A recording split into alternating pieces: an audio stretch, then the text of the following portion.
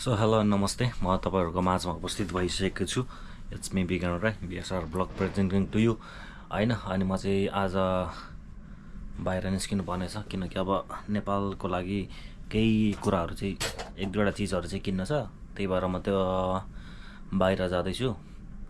हामी बाहिर भेट्ने छौं है त।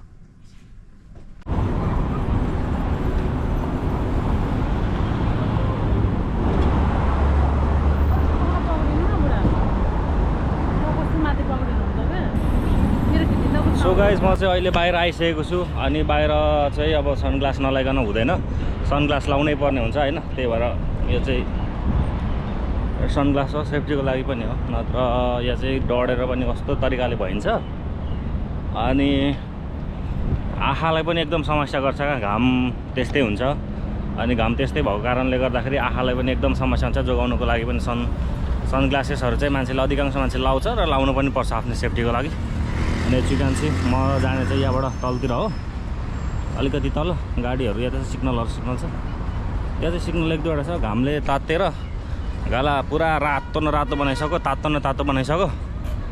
अनि त्यही हो, यो यसको डिस्प्ले चाहिँ अफ भइरहेछ मेरो क्यामेराको, तर केही छैन। डिस्प्ले अफ भए पनि रेकर्डिङ चाहिँ यसले कन्टिन्यू नै गर्ने हुन्छ। सो हेर्दै गर्नु होला। म चाहिँ आज विशेष त अस्ति दाइलाई मैले फोन पठाइदिन्छु भनेको थिएँ क्या मैले, बिचरा दाइको फोन पनि फुटाएर छ। अनि म चाहिँ त्यही एउटा फोन किन्नलाई चाहिँ म जाँदैछु। सायद त्यस्तो नर्मल किन्छु होला, त्यस्तो किन्दिनँ, एउटा नर्मल फोनै किन्छु। अनि त्यही नर्मल फोन किनेर दाइलाई पठाइदिने हो भनेर सोचिरहेको छु म। अनि त्यही फोन किन्न र सायद म इनकेस मसँग हल्का पैसा बच्यो भने मैले चाहिँ गोप्रोको माइक एडप्टर पनि मलाई चाहिरहेछ क्या। अनि मैले चाहिँ मिडिया मोड नलिने भए मिडिया मोड लिने भनेर सोचिरहेको थिएँ, तर म सायद लिन्न, माइक एडप्टर लिन्छु होला। किनकि मोटो भ्लगिङ गर्दाखेरि माइक एडप्टर एकदम चाहिन्छ। त्यो चाहिँ नेपालको लागि हो। अहिले यसलाई चाहिँ म यहाँ यतिकै गोप्रोकै यो इन्टरनल माइकबाटै मैले रेकर्डिङ गरिरहेको छु। औ CBR 600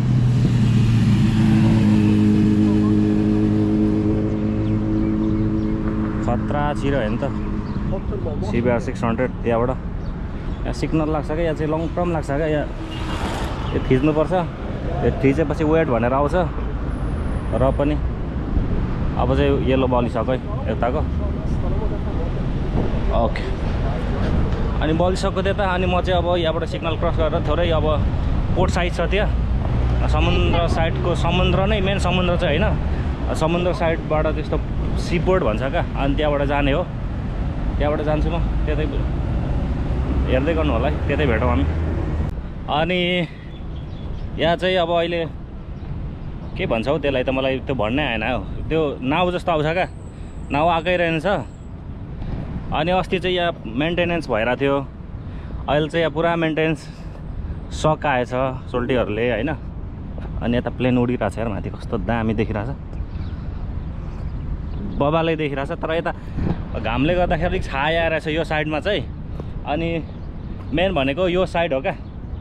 अनि समुद्र साइड चाहिँ यस्तो दामी छ नि यहाँ होइन। अस्ति चाहिँ यस्तो तरिकाले उहरू गराएको थिएन, पुरा यस्तो अलिकति बढाएर यहाँ अलिक तलसम्म ल्याएछ होइन। यो तलसम्म थिएन, अनि तलसम्म लिएर आएछ।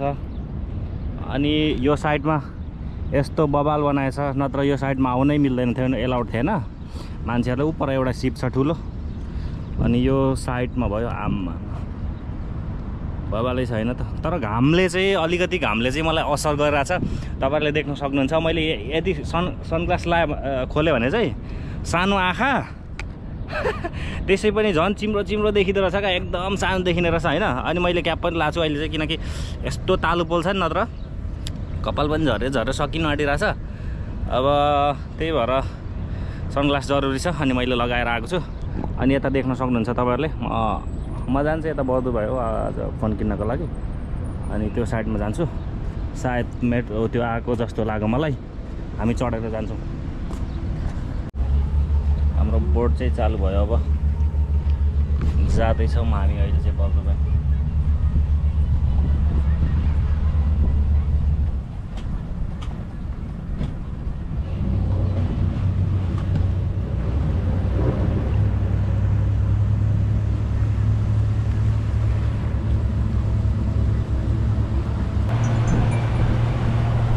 अनि अहिले चाहिँ गर्मी भयो भने त्यस्तो बाहिर गर्मी चाहिँ थियो र पनि अहिले चाहिँ यहाँ आइसकेपछि चाहिँ अब अलिकति हावा आउँछ नि त। अनि कस्तो फोर्स यस्तो धेरै फोर्सहरू छ नि त यहाँ। अनि हावा पनि त्यस्तो तातो चाहिँ आइरहेको छैन, शीतल शीतल नै छ। अनि हामी अब यहाँ यो बोटमा चाहिँ हामी 10-12 जना हुनुपर्ने हो, तर त्यत्रो छैन अहिलेलाई 6 जना मात्र छ साथीहरू पनि। त्यही भएर हामी ओन्ली 6-7 जना मात्र छौँ। अनि यस्तो रमाइलो छ, यसरी छाल फाल्छ क्या यसले। अनि यो बगालै हुन्छ छाल फाल्दाखेरि, त्यस्तो गर्मी चाहिँ छैन। अघि उ त्यहाँ माथि रुमबाट निस्किनु बेला चाहिँ, किनकि अब एसीमा बसेर होला गर्मी भइरहेको थियो। अहिले त्यस्तो छैन, तर एकछिन उता हिँडिसकेपछि चाहिँ गर्मी नै हुन्छ। त्यस्तो धेरै म बस्दिनँ अब त्यहाँ पनि, सर्टेन टाइम बस्छु अनि सामानहरू लिइहाल्छु। सायद केही खाइन्छ होला, त्यसपछि म सिधै रुम आउँछु, किनकि भोलि मर्निङ ड्युटी छ, काम पनि गर्नै पर्यो, नत्र गाह्रो बनाउँछ। हेर्दै गर्नु होला। म त त्यसपछि फोन किनेर यो साइडमा ठुलो छ क्या, यता पोर्ट साइड यता पनि छ। अनि यो साइडमा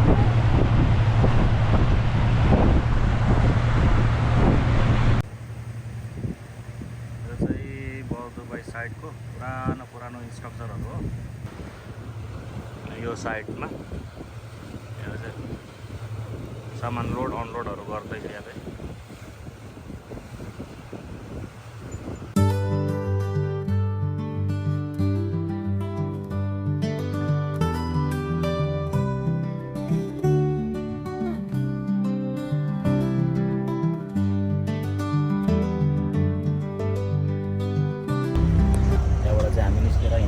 हुन्छ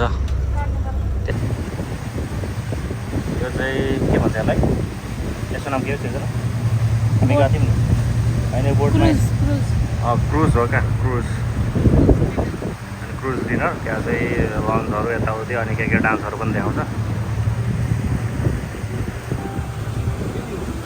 उता चाहिँ एकदम सन घाम आएर छ नि त, घामले गर्दाखेरि एकदम पुरा ब्लर आएको छ। म यता छु, म चाहिँ आज त्यहाँ तल। आजको भ्लग चाहिँ खत्रै रमाइलो हुने जस्तो छ मैले पिक्चरमा। अनि यो साइडमा ओल्ड बलदुबाई हो यो चाहिँ। अनि अहिले चाहिँ यता छ क्या, अलिक तल जानुपर्छ, सायद अलमोस्ट 10 मिनट जति चाहिँ लाग्छ टाइम त्यहाँ जानलाई हामीलाई। यो चाहिँ बलदुबाईको फाइनल स्टेसन हो। यहाँबाट चाहिँ हामी हिँड्दै जानुपर्ने हुन्छ है त, साथीभाइहरू हिँड्दै जानुपर्ने हुन्छ। हामी म चाहिँ निस्किसकेँ, यहाँबाट निस्किने हो क्या। तिम्रो अघि सिर्जना तिम्रो ट्याप भएन जस्तो छ होइन? अहिले भयो, अघि भएन, किनकि अहिले न्यू ट्रिप भनेर देखायो क्या तिम्रो त्यहाँ, नत्र डिडक्सन भनेर टक्क 2 दिनमा देखाउनु पर्ने हो नि त, त्यो देखाएन। म चाहिँ अहिले बाहिर निस्किसकेको छु। यो चाहिँ बलदुबाई हो। बलदुबाई नआएको नि एकदम धेरै भइरहेको थियो। देखायो अहिले काट्यो त, 19 नै देखायो नि त, अहिले काटेन नि त। अनि यो साइडबाट चाहिँ अब जाने हो। यहाँ चाहिँ टुरिस्टहरू प्रायः घुम्न आएको हुन्छ क्या। यो चाहिँ नेपालको पशुपति जस्तै हो क्या।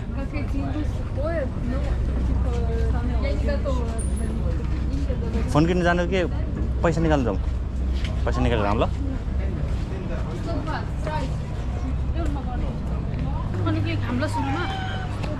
अब यो साइडमा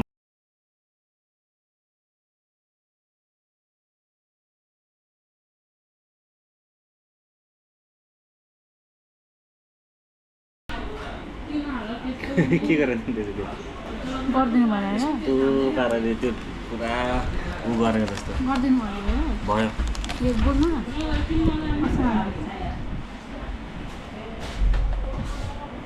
भयो। अब त कुन रेस्टुरेन्ट हो यो? रेस्टुरेन्टको नाम के अरे? माउन्ट एभरेस्ट नेपाली फुलबार रेस्टुरेन्ट हो। दुईटा फोन किनेको छ विगन राईले। C14 हैन, धेरै छ हौ सामानहरू आज विगन राईको। एयरपोर्ट पनि छ, तर यो चाहिँ अर्काको लागि हो। यो अर्को छ दुईटा।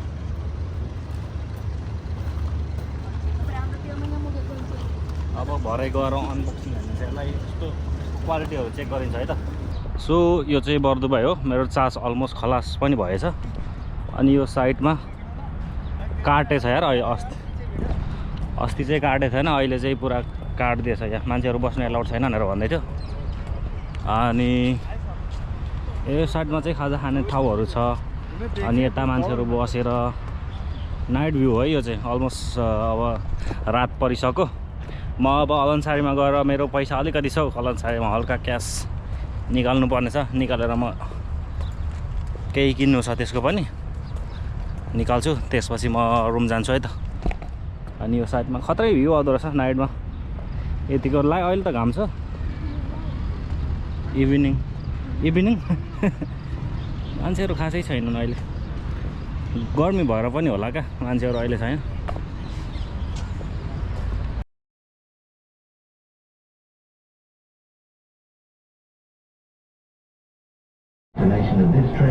अहिले चाहिँ मेट्रोभित्र अहिले चाहिँ बाहिर गर्मी छ त्यही भएर मेट्रोबाट खाली छ मेट्रोहरू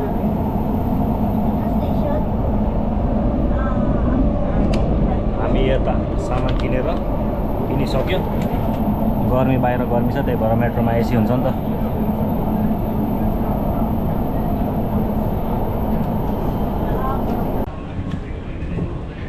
अब एकदिन हुन्छ त्यसपछि युनियन अनि घर अनि ओके गुगल पे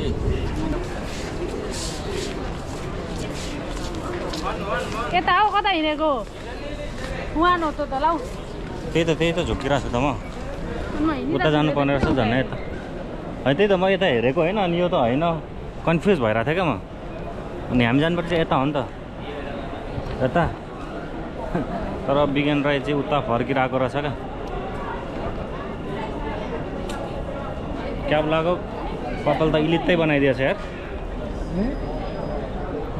लाउनै पर्यो घाम छ घामबाट त हल्का बस्नै पर्यो किन छैन छ नि दुबईको बसाइ यस्तै छ रमाइलो छ लौ त पकड्नु पर्दैन यो कार्ड ट्याप गर्ने बाहिर निस्किने त्यो आफै बन्द हुन्छ त्यसपछि कसम 5 नै हो नि आज महँगो हो नि त 5 काटेर मैले त हेरिनँ अनि अहिले चाहिँ अब यहाँबाट एक्जिट हुन्छ एक्जिट भएर गएर अब पार्क छ क्या यसको माथि अनि पार्कमा राम्रो फुलहरू फुलिरहेछ एक दुईवटा सर्टहरू हान्नु परेको छ त्यहाँ ती साथीहरू है त्यसपछि चाहिँ खतरा टुर हान्नुपर्छ मनाङ मुस्ताङ हाम्रो सपना हो हामी जान्छौँ सिरिजको फुलहरू यता पनि छ मेरो चार्ज सकिनु आँटेछ यार चार्ज यति छिटो फाक भएको यीबाट छिर्दिउँ न त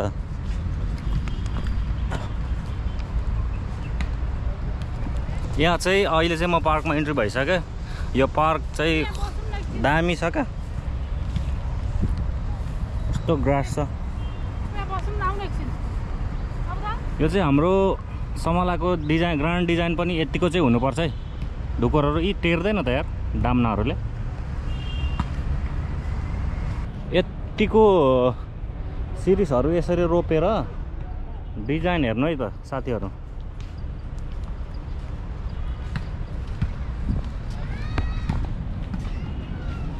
यो पार्कमा हाम्रो पनि समलामा यसरी फुलहरू रोपेर यतिको डिजाइन गर भने चाहिँ राम्रै हुने रहेछ यार केटाहरू खेल्दै रहेछ डाँडामा यसरी सिरिजको फुलहरू समलाको डाँडामा पनि चाहिँ हुन्छ होला है सबै मान्छेहरू यहाँ प्ले गर्न आएका हुन्छन्